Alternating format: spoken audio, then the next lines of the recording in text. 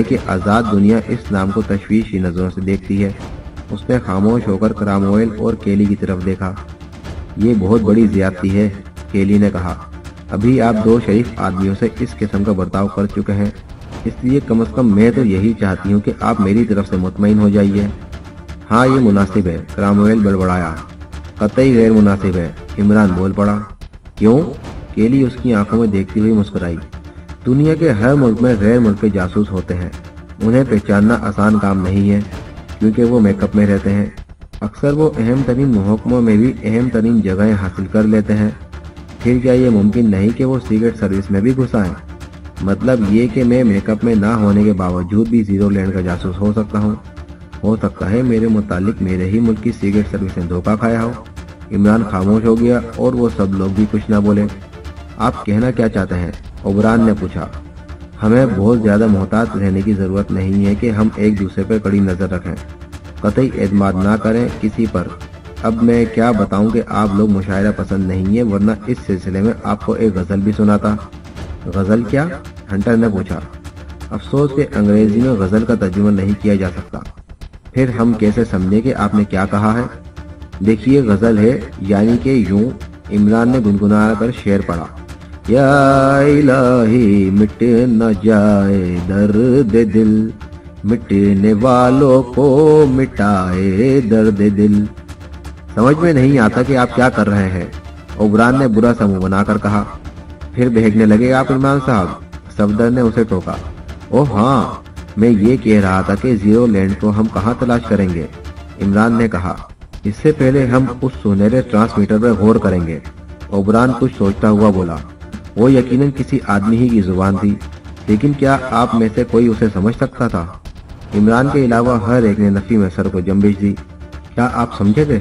ओबरान ने उससे पूछा। अगर समझ सका होता तो अब तक जीरो लैंड में उल्लू बोलने लगे होते, इमरान ने कहा। सबसे बड़ी दुश्वारी यही है कि अभी तक मुझे कोई ऐसा आदमी नहीं मिल सका जो इस जबान को समझने का दावा कर सकता। मैं फिर पूछता हूँ, क्या ऑल्डस की लाश महफूज है? जी हाँ, महफूज है, ओबरान ने नाखुशगवार लहजे में कहा। पता नहीं क्यों आप गैर मुताल्लिक गुफ्तगू शुरू कर देते हैं। मैं अपने मुल्क में इसका माहिर समझा जाता हूँ। वैसे मैं ये अर्ज कर रहा हूँ कि इस मकान से निकलिए और जिधर सींग समाए दौड़ना शुरू कर दीजिए।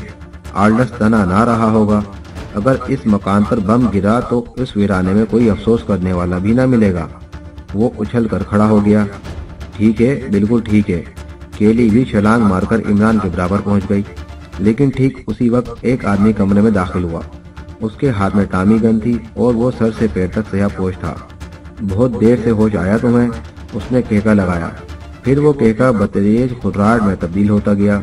लाओ सुनहरे स्पंज को दोनों टुकड़े मेरे हवाले कर दो। क्या तुम्हें गाना आता है? इमरान ने केली से पूछा। क्या मतलब? केली की आवाज कांप रही थी।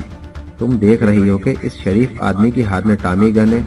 अगर फीकस 5 गोलियों के हिसाब से भी रख लो तो हमें बैंगन के भुर्ते का मजा आ सकता है। एक आदमी और अंदर आया।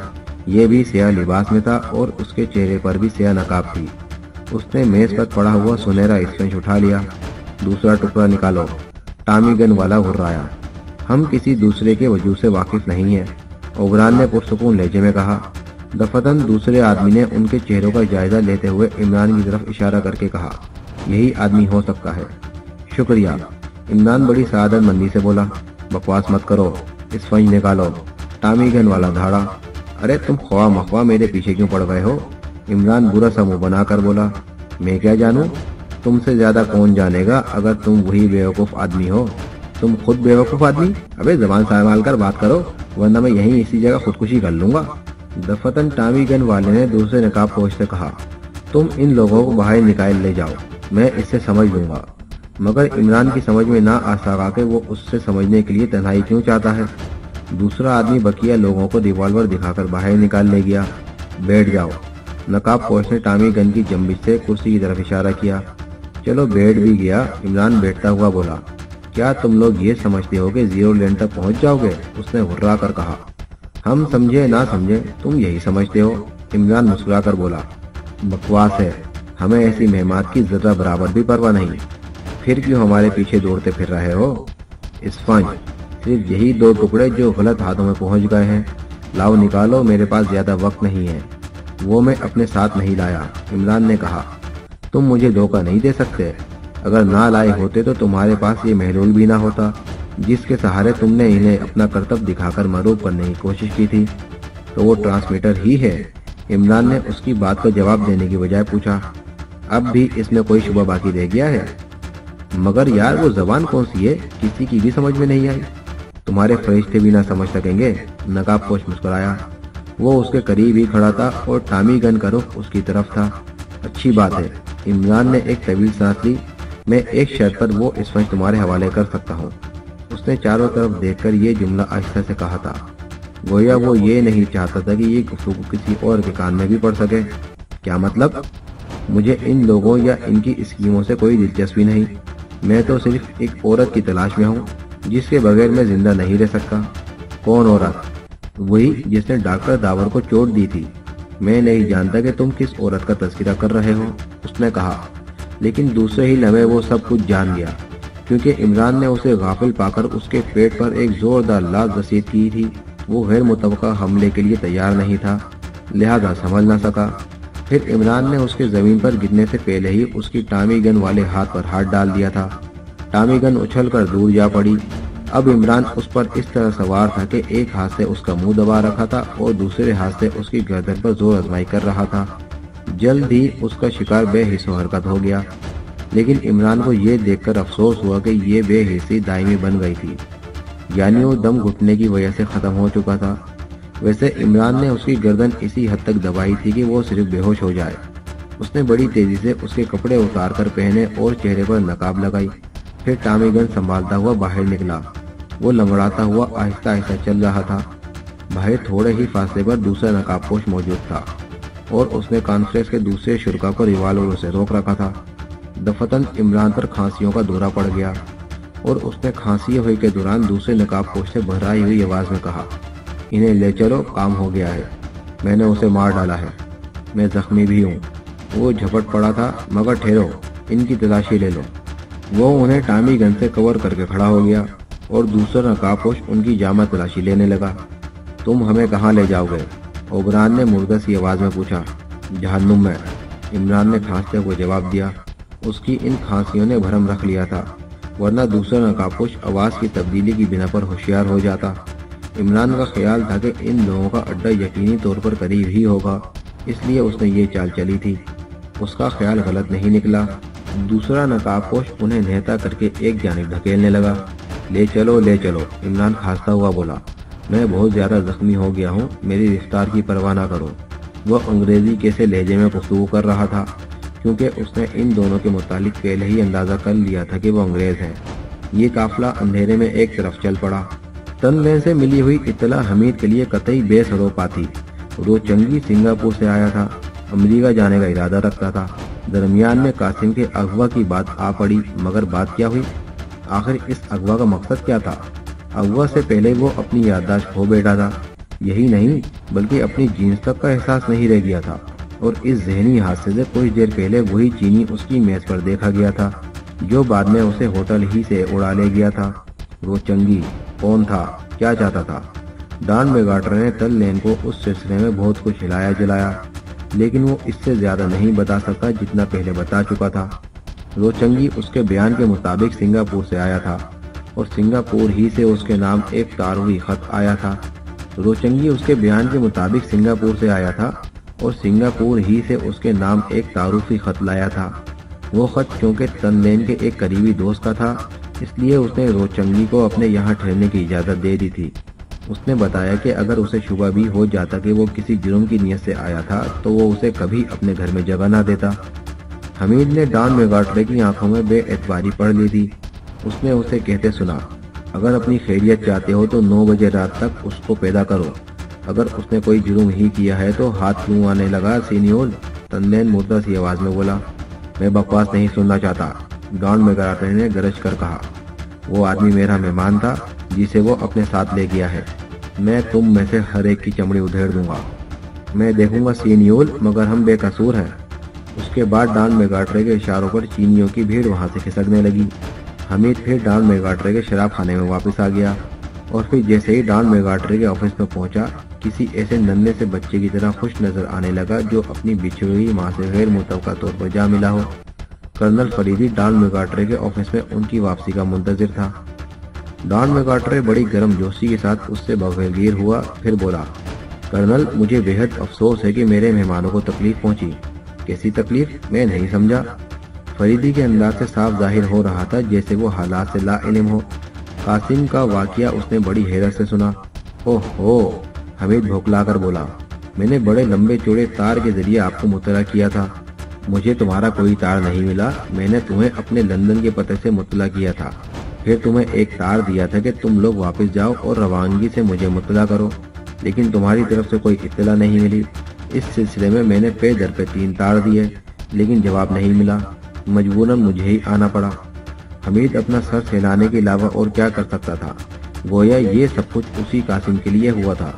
उसे अगवा करने वालों ने बाकायदा तौर पर एक जाल बिछाया था। न फरीदी के तार उस तक पहुंचने दिए और न उसके तार फरीदी तक। मगर मकसद क्या था? आखिर फरीदी ही क्यों उसे साथ लाया था? उसे जहाज वाली रात की कॉल भी याद आई। आखिर इन्हें लंदन पहुंचने से क्यों बाज रखा था? उसकी बजाय मैड्रिड का क़याम क्या मायने रखता था? उसने फरीदी की पेशानी पर भी शक्लें देखी। क्यों कर्नल, ये क्या किस्सा है आखिर? डॉन मैकार्ट्रे ने पूछा। कुछ नहीं, हमने यूरोप की सयाहत का प्रोग्राम बनाया था। मैं कुछ दिन पहले लंदन रवाना हो गया था। वहाँ बैंकों में करेंसी मुंतकिल करानी थी। तवक्को थी कि काफ़ी ज़र मुबादला मिल सकेगा, लेकिन फिर उसमें दुश्वारी पेश आई। मजबूरन इन दोनों का सफ़र रास्ते ही में रुकवा देना पड़ा। उम्मीद थी कि शायद काम हो जाए, इसलिए इन्हें 2-4 दिन मैड्रिड ही में रुकने को कहा था। ख्याल था कि अगर ज़रूरत के मुताबिक करेंसी मिल गई तो इन्हें भी लंदन बुलवा लूँगा। इसके बरक्स हुआ तो मैड्रिड ही से ये लोग वापस चले जाएंगे। लेकिन ये वाक़या हो गया। हालांकि काम ना होने की बिना पर मैंने इन दोनों को इत्तला दी थी कि ये वापस चले जाएं, लेकिन इन्हें ये तार ही ना मिल सका। डॉन मैकार्ट्रे थोड़ी देर तक अफसोस जाहिर करता रहा, फिर बोला, कैप्टन का ख्याल है कि वो लोग इससे लंबी रकूमात ऐंठेंगे। हाँ, हालात ही ऐसे हैं कि इसके अलावा और कुछ नहीं सोचा जा सकता, फरीदी ने कहा। मगर इसका मतलब यही है कि वो लोग पहले ही से ताक में थे। यकीनन, फरीदी ने कुछ सोचते हुए सर हिलाया। कर्नल, मुझे बेहद शर्मिंदगी है, डॉन मैकार्ट्रे ने कहा। तुमने खुद ही होटल बोमिनो का हवाला दिया था, वरना मैं इन्हें अपने साथ ही रखता। मेरी दानिश में किसी किस्म की साजिश का इम्कान ही नहीं था, वरना मैं खुद ही मोहतात हो जाता। मैंने यहाँ एक बदमाश चीनी तनलैन को पकड़वाया था। तनलैन? फरीदी यकबैक चौंक पड़ा। हाँ, तनलैन। उसने बताया कि आपके साथी का अगवा कुंदा 2 चंगी इसके यहाँ ठहरा था, लेकिन आज दोपहर ही को वो उसकी अदम मौजूदगी में अपना सामान उसके घर से ले गया। उसे अपने मुलाजिम से मालूम हुआ था कि उसके साथ एक लंबा चौड़ा आदमी भी था। ये तनलैन वही तो नहीं है जिसका सर मामूल से कुछ बड़ा है और शाना झुकाकर चलता है? फरीदी ने पूछा। हाँ, डॉन मैकार्ट्रे के लहजे में हैरत थी। क्या तुम उसे जानते हो? उठो डॉन मैकार्ट्रे, फरीदी मुस्कुराना अंदाज में उठता हुआ बोला। कहीं वो निकल न जाए। वो लोग हमारे हालात से पूरी तरह वाकिफ हैं। अगर उन्हें मेरी आमद की इत्तला हो गई तो कम से कम तनलैन तो गायब ही हो जाएगा। आखिर ये किस्सा क्या है? डॉन मैकार्ट्रे बोला। चलो देर न करो। डॉन मैकार्ट्रे उठ गया। वो बाहर आए और डॉन मैकार्ट्रे की कार में बैठ गए। हमीद की उलझनें उरूज पर थीं। फरीदी के बयान पर उसे यकीन नहीं आया था। वो जानता था कि फरीदी किस लहजे में गलत बातें करता है। कार चल पड़ी। डॉन मैकार्ट्रे को भी खोज पड़ गई थी, लेकिन फरीदी उसके सवालात के मुख्तसरन जवाब दे रहा था। इतने मुख्तसर कि शायद डॉन मैकार्ट्रे को भी उलझन होने लगी थी, और फिर आखिरकार उसने भी खामोशी इख्तियार कर ली। हमीद तो खामोश ही था। वो डॉन मैकार्ट्रे की मौजूदगी में खामोश ही रहना चाहता था, वरना शायद अब तक कई झड़पें हो चुकी होती। तुम आखिर तनलैन को कब से जानते हो? डॉन मैकार्ट्रे ने पूछा। बहुत दिनों से, फरीदी का जवाब था। तुम्हें यकीन है कि वो इस साजिश में शरीक होगा? 100% यकीन, फरीदी ने कहा। वो कत्ल और अगवा का माहिर है। डॉन मैकार्ट्रे खामोश हो गया। कुछ देर बाद उसकी कार एक छोटी सी इमारत के सामने रुकी। साख के एतबार से इमारत मामूली ही थी, लेकिन उससे मुल्ला का पाए बाग बहुत सलीके से लगाया गया था। वो कार से उतरकर फाटल में दाखिल हुए। बरामदे में एक बूढ़ा चीनी उसकी पेशवाई के लिए झपटा और करीब आकर चंदुआई हुई आंखों से उन्हें देखने लगा। तनलैन को बुलाओ, डॉन मैकार्ट्रे ने गरज कर कहा। वो तो नहीं है सेनियोर। मैं कहता हूँ उसे बाहर लाओ, वरना मैं खुद ही घर में घुसकर खींच लाऊंगा। आप मालिक हैं सेनियोर, मैंने बता दिया जो कुछ मालूम था। बूढ़े ने रूहान सी आवाज में कहा, लेकिन डॉन मेगाट्रे उसे बरामदे की तरफ धकेलता हुआ बोला, अंदर चलो, अंदर चलो। वो किसी सर्दी खाए हुए आदमी की तरह हाँफता कांपता आगे बढ़ने लगा। डॉन मेगाट्रे ने उसकी गर्दन दबोच रखी थी। वो उसे इमारत में लाया। इमारत खाली पड़ी थी। फरीदी एक एक कमरा देखने लगा। अचानक हमीद एक जगह चलते चलते रुक गया। उसकी नजरें एक कुर्सी के हत्थे पर पड़ी हुई पतलून पर थीं। दूसरे ही लम्हे में उसने झपट कर उसे उठा लिया और मुस्कुराना अंदाज में बोला, ये कासिम का है। फरीदी बूढ़े चीनी की तरफ मुड़ा। तन लैन कहाँ है? उसने पूछा। मुझे नहीं मालूम सीनियोर, वो 2 बजे से यहाँ नहीं है। क्या आज यहाँ कोई अजनबी भी आया था? एक देव जैसा आदमी? नहीं सीनियोर, मैंने ऐसा कोई आदमी नहीं देखा। तू झूठ बोल रहा है, डॉन मेगाट्रे गरजा। नहीं सीनियोर, मैं कभी झूठ नहीं बोलता। बूढ़ा रोने लगा। वो बहुत ज्यादा खौफजदा नजर आ रहा था। मैं तुझे जिंदा दफन कर दूंगा। सीनियोर मालिक हैं, लेकिन मैं कुछ नहीं जानता। मैंने बहुत दिनों से यहाँ कोई अजनबी नहीं देखा, मगर तुम्हारे पड़ोसियों ने बताया है कि आज दोपहर को यहाँ एक लंबा चौड़ा आदमी आया था। फरीदी ने कहा। बताया होगा सीनियोर, मैं तो आज सारी दोपहर सोता रहा, मुझे कुछ पता नहीं। रोचंगी यहाँ कब आया था? डॉन मेगाट्रे धाड़ा। वो तो पिछले साल आए थे जनाब, और फिर फ्रांस जाकर वहीं मर गए थे। अबे तू होश में है या नहीं? अचानक वो उछल पड़े। उनकी पुछ पर एक दरवाजा जोरदार आवाज के साथ बंद हुआ था। फरीदी दरवाजे की तरफ झपटा। फिर वो उस दरवाजे पर बारी बारी जोर आजमाई कर रहे थे, क्योंकि दरवाजा दूसरी तरफ से शायद मुक़फ़िल कर दिया गया था। हमीद ने कुंजी घूमने की आवाज भी सुनी थी, और इस कमरे में सिर्फ एक दरवाजा था। डॉन मेगाट्रे ने झल्लाहट में उल्टा हाथ बूढ़े चीनी के मुंह पर रसीद कर दिया, और वो चीखता हुआ दीवार से जा टकराया। इससे कोई फायदा नहीं, फरीदी बड़बड़ाया। फिर अचानक उन्होंने पेट्रोल की बू महसूस की, और दरवाजे के नीचे से बहते हुए पेट्रोल की चादर कमरे में नजर आई। साथ ही फरीदी ने उछलकर दरवाजे पर टक्कर मारी, और दरवाजा चौखट समेत दूसरी तरफ उस आदमी पर जा पड़ा जो बहते हुए पेट्रोल पर आग लगाने जा रहा था। फरीदी भी दरवाजे पर ही गिरा हुआ था। नीचे दबे हुए आदमी के हलक से एक तवील चीख निकली। दफतन दूसरे दरवाजे से अंधाधुंध फायरिंग होने लगी। फरीदी ने टूटे हुए दरवाजे पर से एक जानिब छलांग लगाई। इस तरह वह उन फायरों से बच सका। फिर फायर रुक गए, और उन्होंने दौड़ते हुए कदमों की आवाज सुनी। निकल चलो, फरीदी ने दरवाजे की तरफ बढ़ते हुए कहा।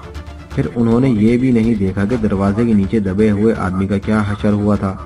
फायरों की आवाज पर बाहर सड़क पर राहगीर और करीब जवार के रहने वाले इकट्ठे हो गए थे। डॉन मेगाट्रे की कार गायब थी। शायद फायर करने वाले उसी पर फरार हुआ था। डॉन मेगाट्रे चीख चीख कर कह रहा था, पूरे स्पेन में मैं इन लोगों का वजूद बर्दाश्त नहीं करूंगा। लोगों ने फायरों के मुतालिक पूछगछ करनी चाहिए। उस पर वो धाड़ा, अगर स्पेन चीनियों से पाक न किया गया तो ये मुल्क तबाह हो जाएगा। तनलैन मेरे एक मालदार दोस्त को अगवा करके ले गया है। भाई खत्म करो, फरीदी ने कहा। अगर तुम अपने शराब खाने ही में पुलिस का सामना करो तो बेहतर होगा। मुझे पुलिस का खौफ नहीं है, चलो। वो तेजी से आगे बढ़े। लोगों ने उन्हें रोकना चाहा, लेकिन डॉन मेगाट्रे की एक ही झड़की पर सारी भीड़ काई की तरह फट गई।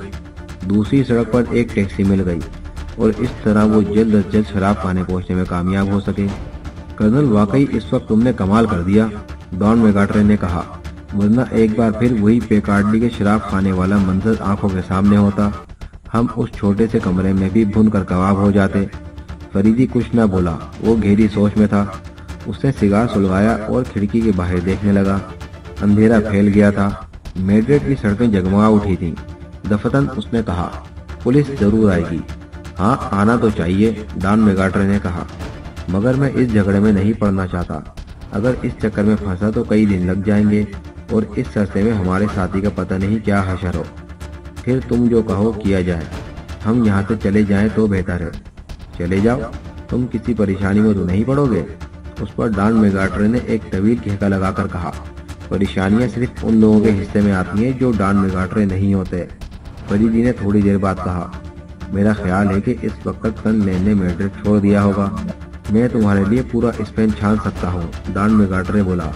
नहीं शुक्रिया, फरीदी ने कहा, वो स्पेन में हरगिज ना ठहरेंगे। मैं जानता हूँ कि वो कहाँ जाएंगे। कहाँ जाएंगे? लेकिन फरीदी ने उसका जवाब नहीं दिया। डॉन मेगाट्रे भी मामला फहम आदमी मालूम होता था, इसलिए वो इस पर मिसिर नहीं हुआ कि उसे अपने सवाल का जवाब मिल ही जाए। अगर मैड्रिड में कयाम रहा तो मुझे हालात से आगाह करते रहना, उसने फरीदी से कहा। नहीं, अब मेड्रेड में ठहरना फजूल है, फरीदी बोला। अच्छी बात है, डॉन मेगाट्रे ने एक तवील सांस ली। तुम मेड्रेड आए भी तो ऐसे हालात में। मुझे बेहद अफसोस है कर्नल कि तुम्हारे किसी काम ना आ सका। तुमने बहुत बड़ा काम किया है मेगाट्रे, मैं तुम्हारा मशकूर हूँ। अगर तुम टन लेन के मुतालिक ना बताते तो मैं अंधेरे ही में रहता। अब शायद वो लोग मेरी जिद से बाहर ना हो सकेंगे, क्योंकि मैं इन लोगों की रग रग से वाकिफ हूँ। अगर तुम कल शाम तक ठहरते तो चीनियों का कत्लेआम भी देख लेते। क्या मतलब? मैं चीनियों के खिलाफ आला पैमाने पर फसाद कराऊंगा। अब मैं मैड्रिड में एक भी चीनी देखना पसंद नहीं करता। नहीं, ऐसा ना करना। अब मैं मैड्रिड में एक भी चीनी देखना पसंद नहीं करता। नहीं, ऐसा ना करना। दूसरों ने हमारा क्या बिगाड़ा है? अगर ऐसा ना हुआ तो कुत्ते भी डॉन मेगाट्रे के मुंह पर पेशाब कर जाएंगे। फरीदी कुछ न बोला। गालिबन वो इस मामले पर बहस नहीं करना चाहता था। थोड़ी देर बाद वो उड़ गए। फरीदी ख्यालात में डूबा हुआ था। हमीद ने टैक्सी में बैठ जाने के बाद कहा, ये लंबी छुट्टी इसलिए ली गई थी कि हम अपने लिए फांसी के फंदे तैयार करें। आखिर कासिम को साथ लाने की क्या जरूरत थी? एक बहुत लंबा फराड हुआ है हमीद साहब, फरीदी ने तवील सांस लेकर कहा और खामोश हो गया। इमरान लगड़ाता हुआ आहिस्ता आहिस्ता चल रहा था, इसलिए वो उनसे तकरीबन 20 गज पीछे रह गया था। उसने टार्च रोशन कर रखी थी और वो बार बार खांसने लगता था। साथ ही उसकी जबान उस वक्त बेवक्त खांसी की शान में कसीदे भी पड़ती जाती। क्या तुम्हें सहारा दूं? दूसरे नकाबपोश ने उससे पूछा। नहीं, इमरान ने भर्राई हुई आवाज में जवाब दिया। उन पर अच्छी तरह नजर रखो। वो चलते रहे। कुछ देर बाद वो उसी दड़ार में दाखिल हुए जिससे गुजरकर वो इस सरसब्ज घाटी में पहुंचे थे। कुछ दूर चलने के बाद नकाबपोश ने उन्हें पाएं बाग मुड़ने का हुक्म दिया। इमरान ने देखा इसी दड़ार में एक दूसरी दड़ार थी। वो इतने ही फासले से उनके पीछे चलता रहा। उसकी टॉर्च अब भी रोशन थी और उसी की रोशनी में आगे वाले रास्ते तय कर रहा था। इस दड़ार का इख्तिताम एक बहुत बड़े गार के धाने पर हुआ। अंदर चलो, नकाबपोश ने उबरान को धक्का दिया जो गार के धाने पर रुक गया था। फिर वो सब एक एक करके गार में दाखिल हो गए। इमरान को गार में 3 और आदमी नजर आए, लेकिन उन्होंने अपने चेहरे नहीं छुपा रखे थे। दफतन ओबरान घुर्राया, ओह तो ये तुम हो गद्दार। दफतन ओबरान घुर्राया, ओह तो ये तुम हो गद्दार कमीने। उसने एक दराज कद आदमी को मुखातिब किया था जिसके चेहरे पर घनी और भूरे रंग की मूछें थी। वो ओबरान की बात का जवाब देने की बजाय उन नकाबपोशों पर बरस पड़ा। क्या तुम दोनों गधे हो? इन्हें यहाँ लाने की क्या जरूरत थी? किसने कहा था? मैं कुछ नहीं जानता, इससे पूछो। दूसरे नकाबपोश ने इमरान की तरफ मुड़कर कहा। क्यों? भूरी मूछों वाला इमरान की तरफ देखकर घुराया। इमरान ने टामी गन सीधी करते हुए अपने चेहरे से नकाब खींच फेंका और बेक वक्त गार में कई तहय्युर ज़दा सी आवाजें गूंजी। अक्सर मेरी खांसियां मेरा दिमाग उलट देती हैं, इमरान ने अहमकाना अंदाज में कहा, इसलिए तुम लोग अपने हाथ ऊपर उठा दो। ब्रेव, केली ने कहका लगाया। वंडरफुल। ओबरान वगैरह मुतैयराना अंदाज में पलके झपका रहे थे। दफतन ओबरान संभल कर बोला, क्यों मार्शल कुत्ते, अब क्या ख्याल है? उसने भूरी मूछों वाले को मुखातिब किया था। वो कुछ बोलने की बजाय दूसरे नकाबपोश को कहर आलू नजरों से घूरता रहा। इन्हें गिरफ्तार कर लो, इमरान ने कहा, लेकिन वो सब इसी तरह खड़े रहे। ऐसा मालूम हो रहा था जैसे ओबरान कुछ कहना चाहता हो, लेकिन अल्फाज ना मिल रहे हों। गार में एक केरोसिन लैम्प रोशन था और वहाँ बिखरी हुई मुख्तलिफ चीज़ों से अंदाज़ा होता था कि वो लोग इस गार में कई दिनों से मुकीम हैं। हाँ हंटर, ओबरान थोड़ी देर बाद बोला, क्या तुम्हें अपने एक ऑफिसर को गिरफ्तार करते हुए खुशी ना होगी? चलो जल्दी करो, इनकी टाइयों से इनके हाथ बांध दो। हंटर ने सबसे पहले नकाबपोश की गर्दन पर रदा जमाया और उसकी नकाब नोच डाली, लेकिन शायद ये आदमी भी उनके लिए अजनबी ही था। क्रामवेल और सफदर भी हंटर का हाथ बटाने के लिए आगे बढ़े, लेकिन अचानक मार्शल ने केरोसिन लैम्प में ठोकर मारी जो करीब ही जमीन पर रखा हुआ था। गार में अंधेरा हो गया और इमरान चीखा, सफदर धाने पर, और फिर उसने बड़ी फुर्ती से टॉर्च रोशन की। 3 आदमी हंटर, क्रामवेल और ओबरान से घुसे हुए नजर आए, लेकिन मार्शल गायब था। सफदर गार के धाने पर दिखाई दिया। इतनी जल्दी यह भी मुमकिन नहीं था कि मार्शल गार के धाने तक पहुंच सकता। इमरान उन्हें लड़ता छोड़कर चारों तरफ चकराने लगा और उसे वो रास्ता नजर आ गया जिससे मार्शल के फरार होने के इम्कानात थे। ये सतह जमीन पर एक चौड़ी सी दरार थी जिस पर उसकी नजर पहले नहीं पड़ी थी।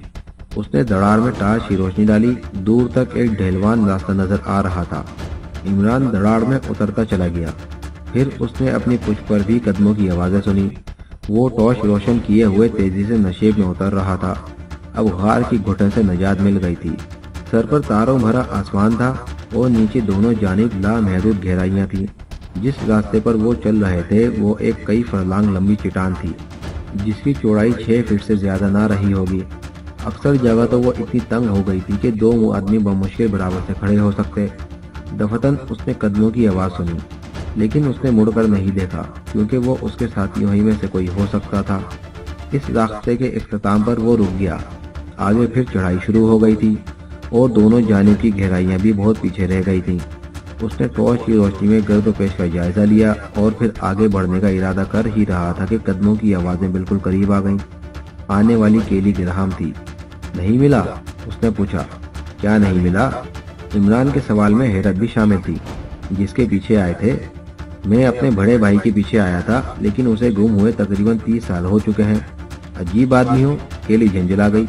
मैं इस वक्त की बात का पूछ रही हूँ। आहा, इस वक्त? इमरान ने आसमान की तरफ नजरें उठाकर कहा। इस वक्त मैं सितारों की सड़कों का किनारा तलाश कर रहा हूँ। मेरी दादी अम्मा कहा करती थी कि सितारों की सड़क का रास्ता जमीन के नीचे से जाता है, जहाँ एक गाय अपने सींगों पर फुटबॉल उठाए खड़ी जुगाली कर रही है और फुटबॉल पर ब्लैक एंड व्हाइट का एक टिन रखा हुआ है और जमीन उसी टिन पर टिकी हुई है। यही वजह है कि जमीन पर बसने वाले तंबाकू बेहद पसंद करते हैं, ख्वाह तंबाकू की वजह से फेफड़ों के सुल्तान ही में क्यों ना मुब्तला हो जाए। ये तुमने आखिर इतनी बकवास क्यों कर डाली? केली बुरा समूह बनाकर बोली। फिर किससे करूं ऐसी बातें? मर्दों से करता हूं तो वो मुझे बेवकूफ समझते हैं, मगर मेरा दिल चाहता है कि मैं हर वक्त दादी अम्मा की बातें किया करूं। अरे उसका क्या हुआ जिसके पीछे दौड़ कर आए थे? बड़ा बेमुरवत निकला। इमरान बुरा समूह बनाकर बोला। जालिम ने पलट कर भी न पूछा कि खांसियों का क्या हाल है। अच्छा, अब खामोश रहो। अगर उसने अंधेरे में हम पर गोलियां बरसानी शुरू कर दी तो भागने का रास्ता ना मिलेगा। या तो उसे तलाश करो या फिर वापस चलो।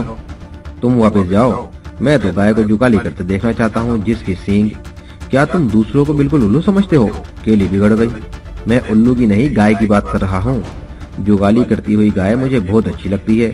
अक्सर मैं भी तन्हाई में जुगाली करने की कोशिश करता हूँ। अरे वो क्या? दफतन केली उछल पड़ी। कहाँ? इमरान ने टॉर्च बुझा दी और नीचे खिसक आया। केली बड़ी फुर्ती से चट्टान पर लेट गई थी। इमरान भी झुककर आहिस्ता से बोला। कहाँ? केली ने बुलंदी की तरफ हाथ उठाकर कहा। मैंने एक मुतरिक साया देखा था। अगर वो मार्शल ही है तो फायर करने की हिमायत नहीं करेगा। इमरान आहिस्ता से बोला। तुम इसी तरह देखती हुई वापस जाओ। क्यों? मैं वापस क्यों जाऊं? दादी अम्मा कहा करती थी, कहती रही होंगी, बस खामोश रहो। मुझे तुम्हारी दादी अम्मा से कोई दिलचस्पी नहीं है। केली बड़बड़ाती रही और इमरान देखता हुआ आगे बढ़ गया। वो उसी तरह चढ़ाई पर पहुंचने की कोशिश कर रहा था। केली भी शायद उसके पीछे पीछे रेंग रही थी। उसने यही महसूस किया। चढ़ाई पर पहुंचकर उसने फिर टॉर्च रोशन की। रोशनी का दायरा देर तक इधर उधर चकराता रहा, लेकिन मार्शल का सुराग ना मिला। केली जो अब फिर उसके पास पहुंच चुकी थी, आहिस्ता से बोली। शायद वो लोग भी आ रहे हैं। इमरान कुछ न बोला। उसने खुद भी नशेब में कई कदमों की आवाजें सुनी थी। वापस चलना चाहिए, उसने कुछ देर बाद कहा। शायद वो बिल्कुल ही गया। तुमने वहाँ इतनी देर बकवास करके वक्त बर्बाद किया था, केली ने कहा। इमरान वापसी के लिए मुड़ गया।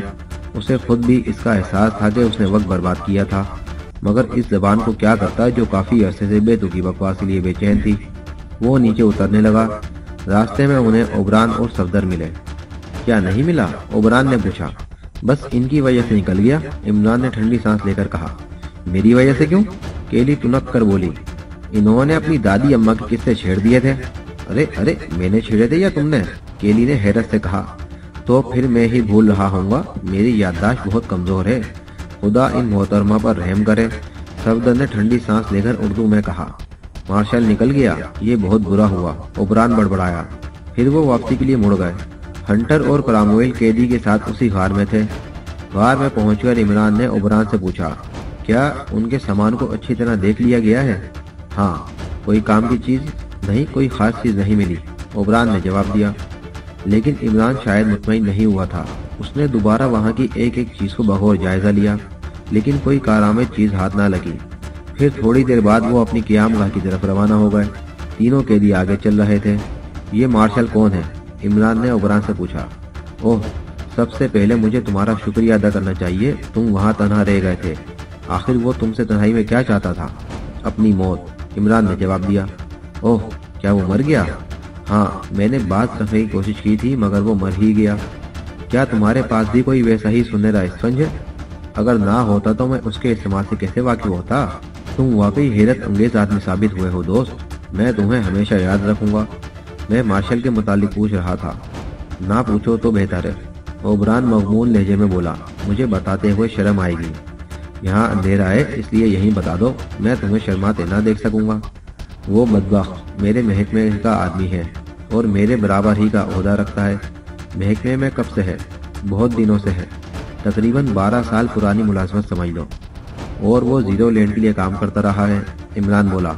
हाँ, इसी तरह ये लोग हमारी खुफिया इजादात चुराकर नामालूम जीरो लैंड तक पहुँचाने में कामयाब हुए हैं। मैं कहता हूँ आखिर ये मुहिम किस तवक्को पर तरतीब दी जा रही है? हमारा ख्याल है कि ये जीरो लैंड अमेज़न के किसी दुश्वार गुजार इलाके में है। उस ख्याल की वजह, कुछ अरसे से कई उड़न तश्तरियाँ और फुटबॉल की शक्ल के कई तैयारे एक वो डोर पर परवाज करते देखे गए हैं।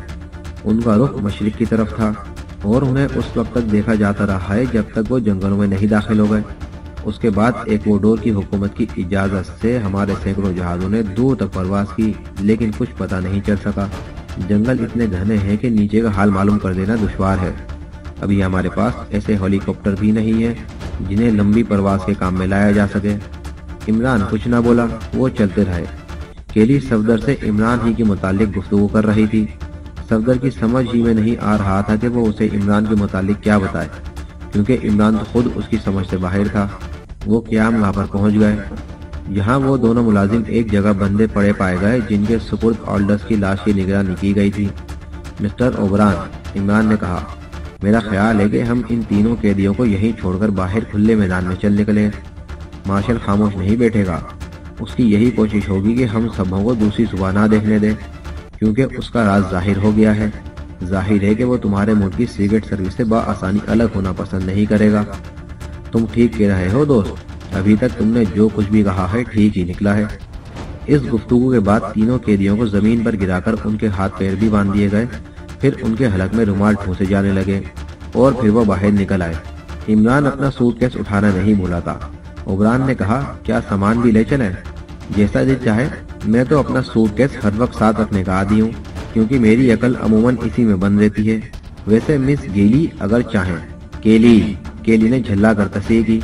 ओह माफ कीजिएगा, ये भूल जाने का मर्ज मेरा पीछा नहीं छोड़ता। अब मिस्टर ओबरान, इनका नाम भी मुझे बिली मारदान याद आता है और कभी बरगुस्तान। हाँ तो अब चल दीजिए। वो बाहर निकले। उन्होंने खिड़कियां और दरवाजे तो बंद कर लिए थे, लेकिन केरोसिन लैंपों को रोशन ही रहने दिया था। कुछ दूर चले जाने के बाद वो चट्टानों की ओर में हो गए, लेकिन उनका रुख लकड़ी के मकान ही की तरफ रहा। 1 घंटा गुजर जाने के बाद केली बड़बड़ाने लगी, क्या आज की रात यूं ही जाएगी? नहीं, और भी शामतें लाएगी, इमरान सर हिलाकर बोला।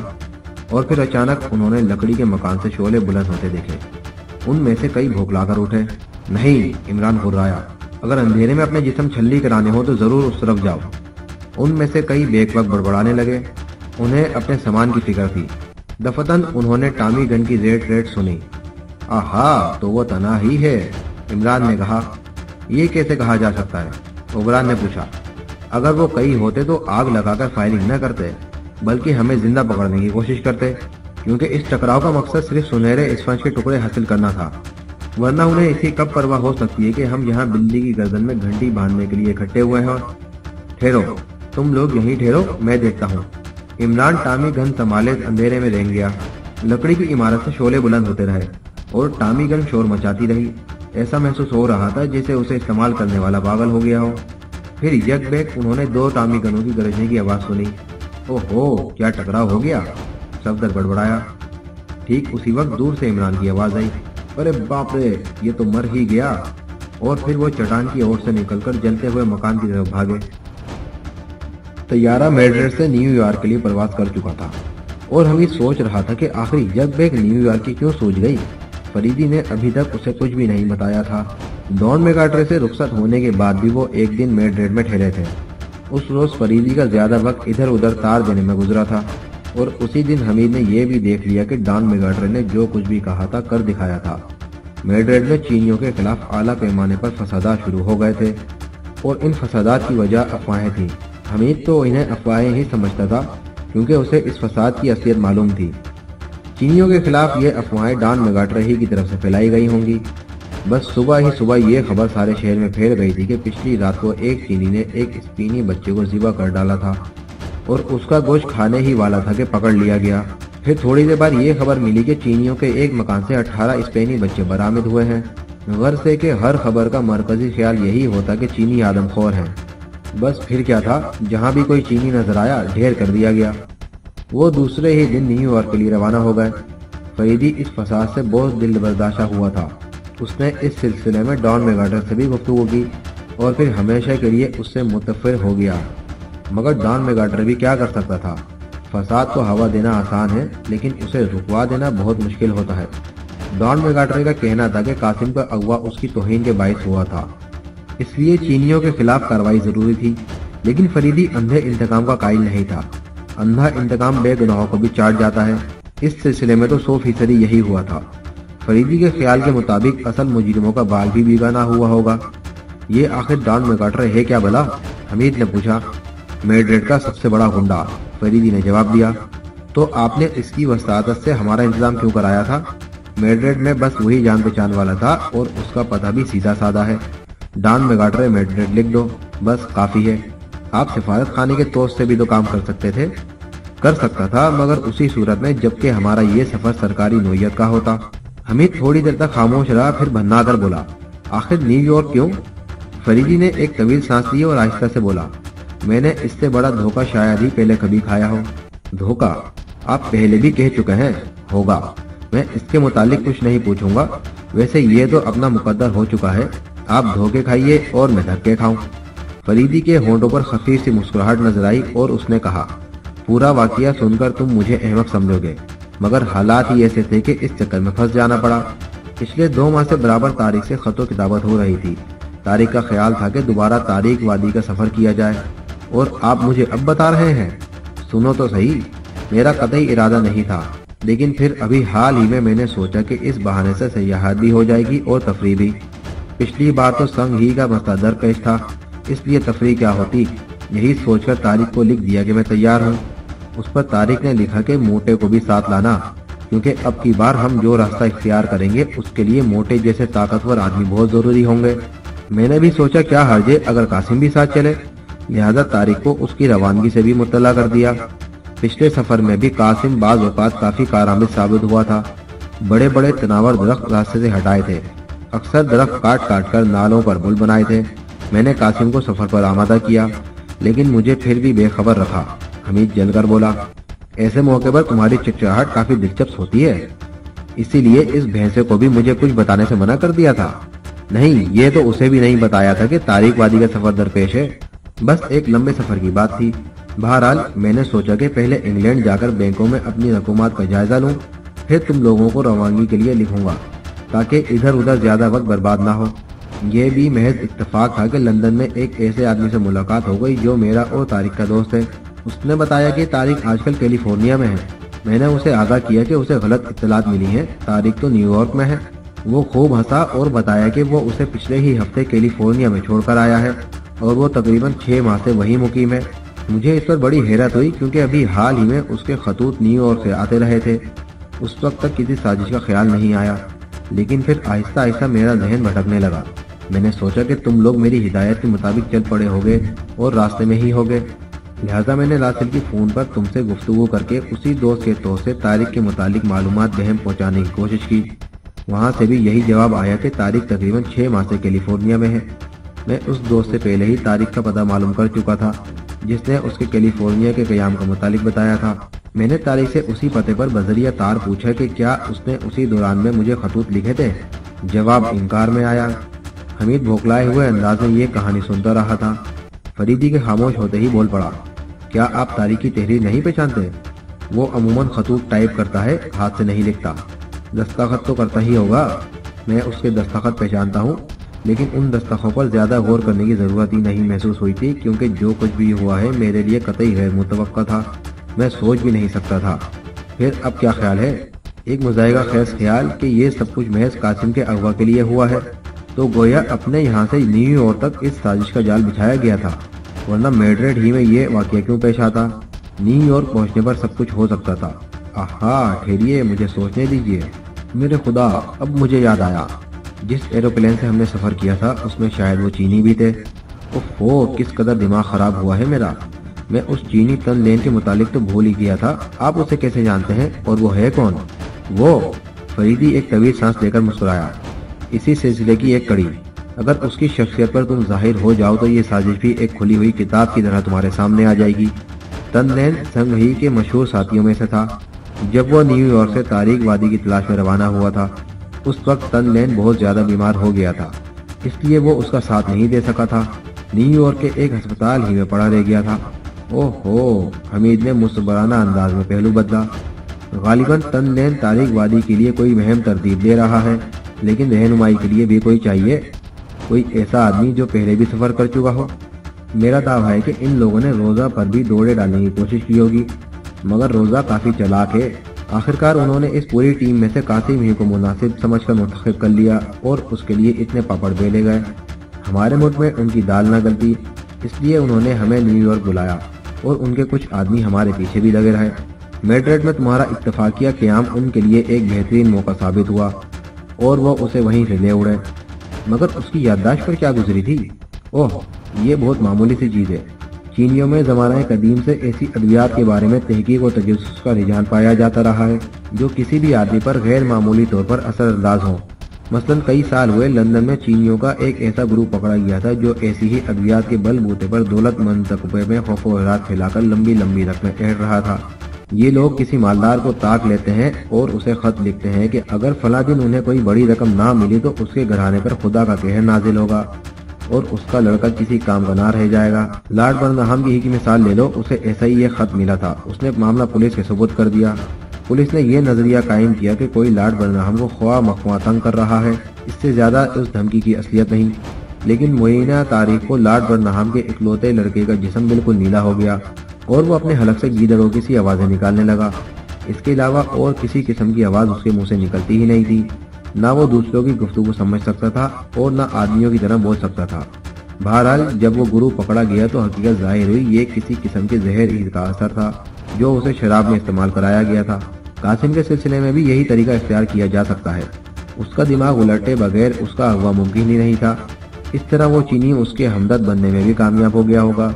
मसलन होटल वालों ने समझ लिया था कि वो ज़हनी फतूर में मुब्तला हो गया है, इसलिए वो उसे उसकी पूरी खुराक नहीं देते थे। वो भूखा रह जाता था। बस अगर उसे मौके पर कोई पेट भरने वाला मिल जाए तो उससे बड़ा हमदर्द और कौन हो सकता है। कासिम उसके लिए मुमकिनात होगा, जिधर चाहा मोड़ दिया। लेकिन जब वो अपनी याददाश्त ठीक हो बैठा है तो उसकी रहनुमाई कैसे करेगा? हमीद ने पूछा।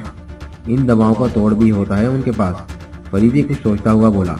मिसाल के तौर पर बर्नहाम का लड़का कुछ दिनों बाद अपनी असली हालत पर आ गया था। न रंगत में नीलाहट रह गई और न आवाज ही गीदड़ों की सी थी। गुरु की गिरफ्तारी के बाद उसका सरगना को मजबूर किया गया कि वो उन लोगों को असली हालत पर ले आए जो जहर का शिकार हुए थे। लिहाजा उसने उन्हें वो दवाएं इस्तेमाल कराई जो जहर का तोड़ थी। तो आपकी दानिश में कासिम उनके लिए कारआमद साबित हो सकेगा? यकीनन हो सकेगा, क्योंकि हमने वो रास्ता दोबारा देखा था। जाते वक्त वापसी के लिए कुछ निशानात कायम किए गए थे और उन्हीं निशानात के सहारे कोटी की ज़ियारत गाह तक पहुंचे थे, वरना इम्कानात थे कि हम वापसी पर रास्ता भूल जाते। हमीद थोड़ी देर तक खामोश रहा, फिर बोला, तो अब क्या इरादा है? जाहिर है कि कासिम को उनसे हासिल किए बगैर मेरी वापसी नामुमकिन है, ख्वाह उसके लिए कहीं जाना पड़े। बुजुर्गों से मशवरा लिए बगैर कोई काम करने का यही अंजाम होता है। हमीद ने बुजुर्गाना अंदाज में जवाब दिया। फरीदी कुछ ना बोला। मैड्रिड से न्यूयॉर्क तक का सफ़र हमीद के लिए उकता देने वाला था। वो सोच रहा था कि अब आएंगे सयाहत के मज़े। अगर एक बार फिर तारीक वादी तक की दौड़ लगानी पड़ी, पिछली ही बार उसे सही और सलामत वापसी की तवक्को नहीं थी। खुदा खुदा करके सफ़र किसी तरह ख़त्म हुआ और उन्हें वाइल्ड कैट्स के एजेंट हवाई अड्डे से ले गए।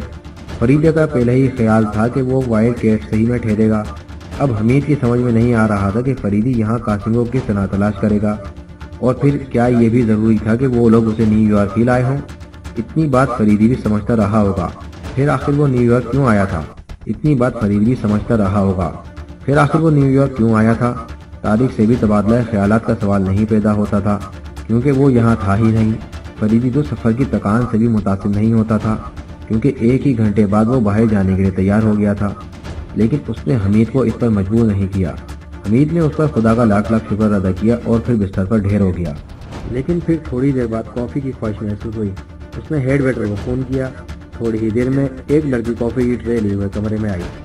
हमीद फिर सजदा शुक्र बजा लाया और लड़की से नहीफ आवाज़ में बोला, अगर तुम खुद ही एक प्याली कॉफ़ी बनाकर पिला दो तो मैं बेहद मशहूर होऊंगा। मैं दुनिया का मजलूम करी इंसान हूँ। क्या आपकी तबीयत ख़राब है जनाब? लड़की ने ट्रे मेज पर रखते हुए बड़े प्यार से पूछा। हाँ, मुझे चाइल्ड फोबिया हो गया है।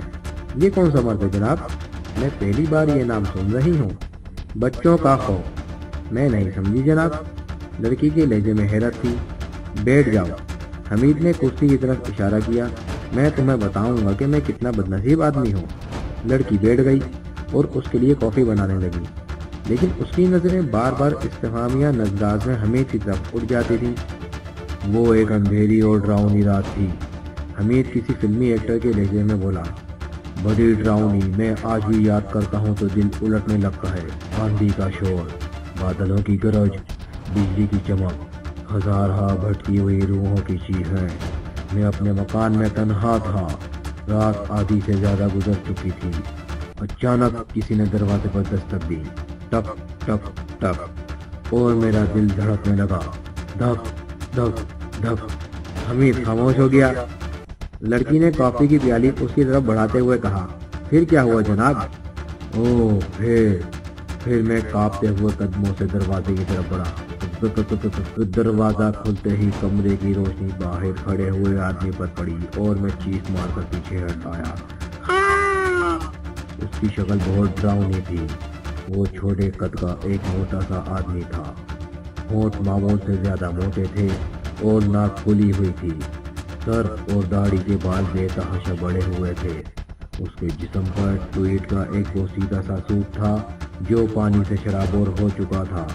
वो लड़खड़ाता हुआ अंदर दाखिल हुआ और मैं एक बार फिर चीख मारकर पीछे हट गया। उसकी सुर्ख आंखें उबल पड़ रही थीं।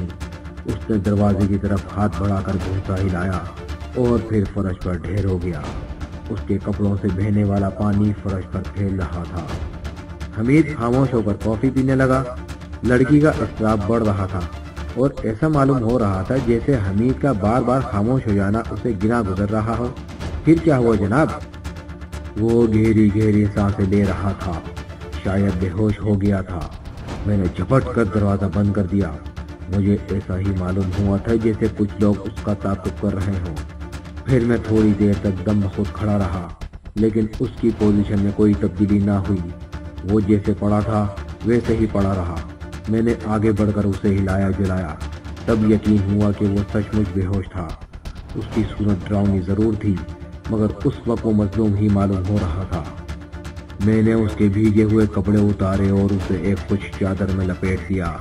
उसके सारे जिस्म पर वैसे ही गुदगुने कुदे हुए थे जैसे अमूमन जहाज़रानों के जिस्मों पर पाए जाते हैं, और उसके कानों में जहाज़रानों ही की सी बालियां भी थीं। तकरीबन 2 घंटे बाद वो होश में आया और मैंने उससे इस्तदा की कि वो ज़मीन से उठकर बिस्तर पर लेट जाए, क्योंकि वो बहुत वज़नी था। मुझसे नहीं उठ सकता था। बदक़्क़त तमाम वो उठा और बिस्तर पर लेट गया। हाँ, ये तो बताना ही भूल गया कि उसकी बगल में लोहे का एक छोटा सा डब्बा भी दबा हुआ था। होश में आने के बाद उसने सबसे पहले उसी पर झपटा मारा था और उसे फिर बगल में दबाकर बिस्तर पर लेटता चला गया था। मैंने उससे पूछना चाहा कि वो कौन है और क्यों आया है, लेकिन वो सिर्फ इशारों में बात कर रहा था, जबान से कुछ ना बोला। उस वक्त मैं यही समझा कि शायद वो गूंगा है। मैं रात भर उसकी देखभाल करता रहा। वो बहुत ज्यादा खौफजदा मालूम हो रहा था। हमीद फिर खामोश हो गया। लड़की ने फिर मुस्कुराना अंदाज में पहलू बदला। क्या मैं आपको और कॉफी दूं जनाब? उसने पूछा। शुक्रिया, एक कप और। लड़की ने कप उससे लेकर दोबारा कॉफी उंडेली और उसे उसकी तरफ बढ़ाती हुई बोली, हाँ तो फिर क्या हुआ जनाब? दूसरी सुबह तक उसकी हालत बहुत रद्दी हो गई थी। डॉक्टर को बुलाया, जिसने मुआयना करने के बाद मायूसी जाहिर की। उसने बताया कि दिल बहुत कमजोर हो गया है और किसी वक्त भी उसकी धड़कन बंद हो सकती है। मुझे बहुत अफसोस हुआ और अफसोस के साथ घबराहट भी हुई कि एक ऐसा आदमी मेरी छत के नीचे दम तोड़ रहा है। जिस के नाम और पते से भी वाकिफ नहीं हूँ। दोपहर को उसके होंठ आहिस्ता आहिस्ता हिल रहे थे और वो कह रहा था, ये डब्बा लो, तुमने मेरी बड़ी खिदमत की है, ये तुम्हारा इनाम है, खुदा तुम्हें खुश रखे। और फिर उसके बाद ही वो ख़त्म हो गया। ख़त्म हो गया? लड़की ने हैरत से दोहराया और अपने खुश्क होते हुए होंठों पर ज़बान फेरने लगी। हाँ, वो ख़त्म हो गया। उसकी तदफीन के बाद मुझे उस डब्बे का ख्याल आया। ये बहुत वज़नी था। मैंने बमुश्किल तमाम खोला। उसमें एक लिफाफा रखा हुआ था। लिफाफे को खोला तो उसमें से कागज़ का एक टुकड़ा निकला जिस पर अजीब किस्म के निशानात नजर आ रहे थे। एक बत्तख की चोंच में एक मछली थी और मछली की दुम पर बरतानिया का झंडा लहरा रहा था। एक तरफ सूरज की तस्वीर थी और दूसरी तरफ शलजम। उसी के ठीक नीचे गोभी और गोभी से एक तीर का निशान देगची की तरफ इशारा कर रहा था। देगची के नीचे 4 का हिंसा था और उसके नीचे 3 तरपन का हिंसा। सबसे नीचे एक नक्शा था और ये नक्शा अपने ही शहर का था। उस पर मुत्तहिद तीर के निशान थे। भला तुम ही बताओ कि वो नक्शा कैसा रहा होगा? ओह वो, लड़की मुस्कुराना अंदाज में बोली, वो नक्शा यकीनन किसी खजाने का रहा होगा।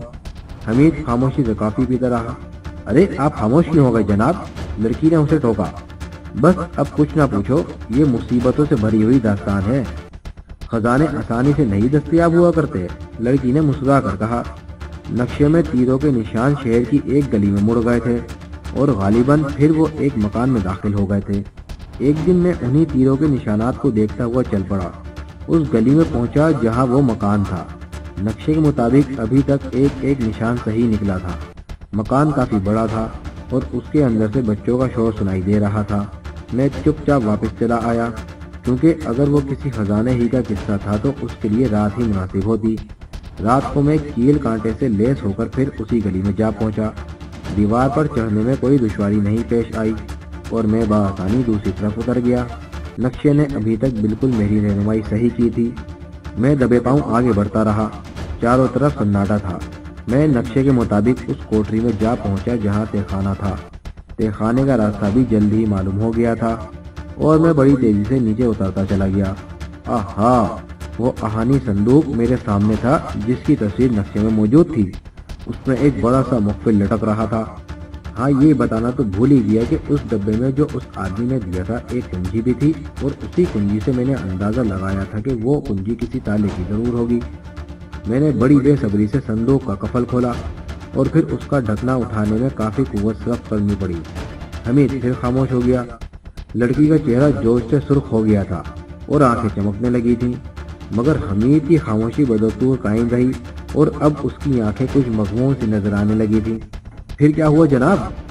अरे फिर होता क्या, मुझ पर खुदा का कहर टूट पड़ा। क्या हुआ क्या हुआ? लड़की अहमकाना अंदाज में खड़ी हो गई। उस संदूक से सिर्फ एक कागज का टुकड़ा बरामद हुआ जिस पर तहरीर था, ए नेक शख्स, मैं अपनी 4 बीवियां और 53 अदद बच्चे तेरे सबूत कर रहा हूँ। अगर तूने उनके सरों पर हाथ रखा तो बरोज़े महशर अल्लाह वालों के साथ उठाया जाएगा, वरना खाना खराब होगा, रूसिया उठेगा। ख्वाह मख्वाह मेरा वक्त बर्बाद कर आया। लड़की बुरा समय बनाकर बोली, अफसोस कि तुम मेरी जगह नहीं थी, वरना कदर और कीमत मालूम होती, क्योंकि ठीक उसी वक्त वो 4 बीवियां और 53 अदद बच्चे मुझ पर टूट पड़े थे और मैं सर पर पैर रखकर वहां से भागा था। और फिर दूसरे ही दिन मुझे न्यूयॉर्क भागना पड़ा, क्योंकि वो बीवियां और बच्चे मुझे सारे शहर में तलाश करते फिर रहे थे। अब मैं यहाँ सदर आइजनहावर से मिलकर मदद की दरख्वास्त करूँगा, वरना वो 4 बीवियां और बच्चे मुझे दुनिया के किसी गोशे में भी चैन न लेने देंगे। और हाँ, उसी रात से मुझे चाइल्ड फोबिया भी हो गया है।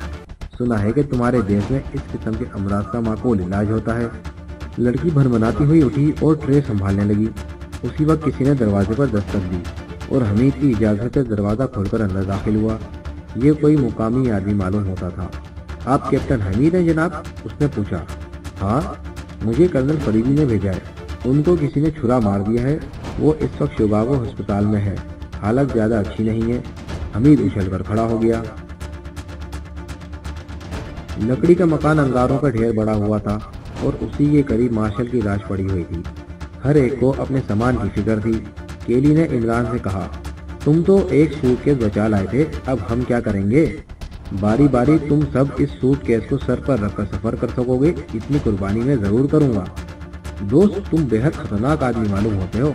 अगर पहले ही से तुमने इस खतरे से आगाह कर दिया होता तो हमने भी कम से कम अपनी बहुत ज़रूरी चीज़ें तो बचा ही ली होती। मैं कहती हूँ कि वहाँ से इतनी दूर भाग कर आना हिमाकत थी। कम से कम 2-1 आदमियों को मकान के करीब ही कहीं छुपे रहना चाहिए था। देखा, इमरान सफदर की तरफ देख कर बोला। मैं न कहता था कि अहमकों से दुनिया के हर गोशे में हिमाकतें सरजद हो सकती हैं, मगर तुम्हारा ख्याल था कि आबो हवा तब्दील होने से अकल ठिकाने आ जाती है। इमरान खामोश हो गया और उसके चेहरे पर फिर वही पुरानी हिमाकत तारी हो गई।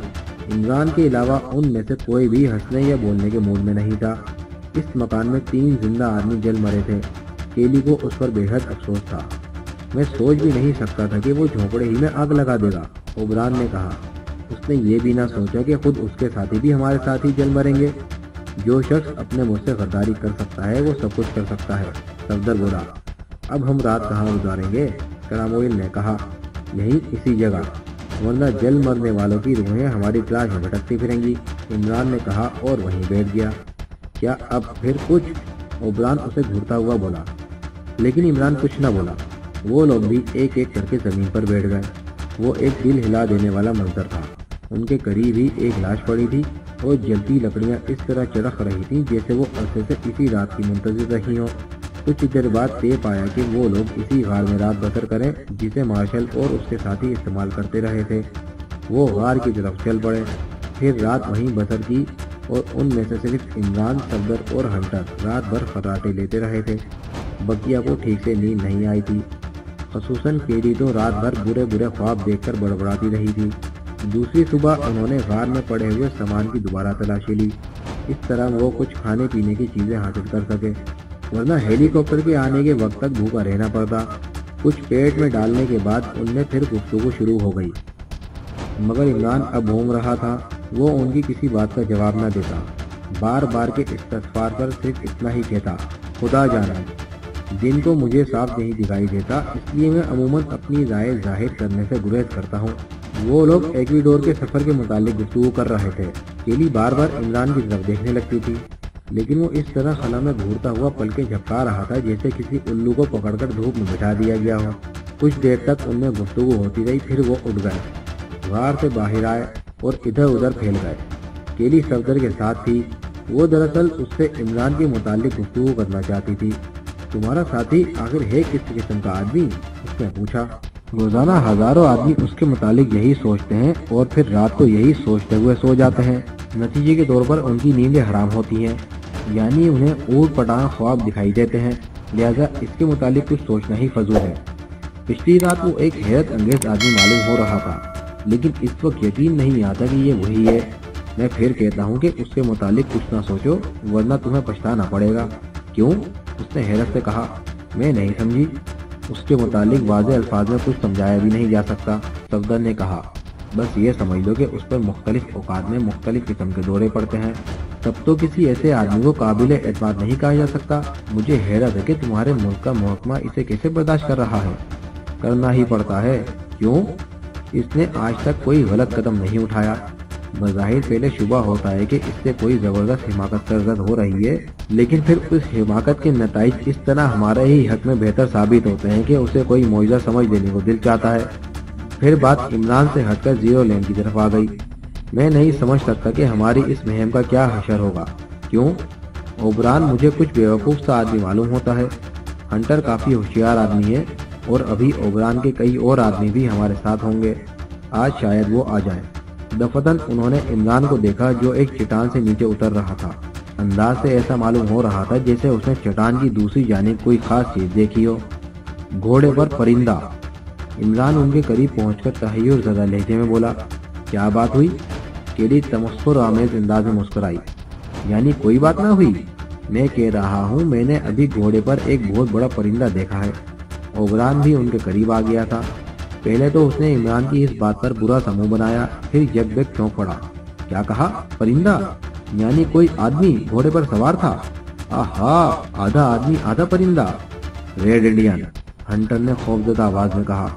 क्या उसके सर पर परों की टोपी थी? यार पता नहीं तुम लोग कैसी बातें कर रहे हो, इमरान बुरा सा मुंह बनाकर बोला। फिर चट्टान की तरफ हाथ उठाकर बोला, तुम खुद ही देख लो जाकर। हंटर बहुत तेजी से चट्टान की तरफ बढ़ा। वो लोग वहीं खड़े रहे। फिर उन्होंने हंटर को इस अंदाज में चट्टान से नीचे उतरते देखा जैसे वो किसी बेजान चीज की तरह लुढ़कता हुआ नीचे आ रहा हो। नीचे आते ही वो पूरी कुव्वत से दौड़ता हुआ उनकी तरफ आया। वो चारों तरफ से घेर रहे हैं हम लोगों को, वो हाँफता हुआ बोला। तुम अंदर जाओ, अंदर। ओबरान ने केली को गाल में ढकेलते हुए कहा और वो भी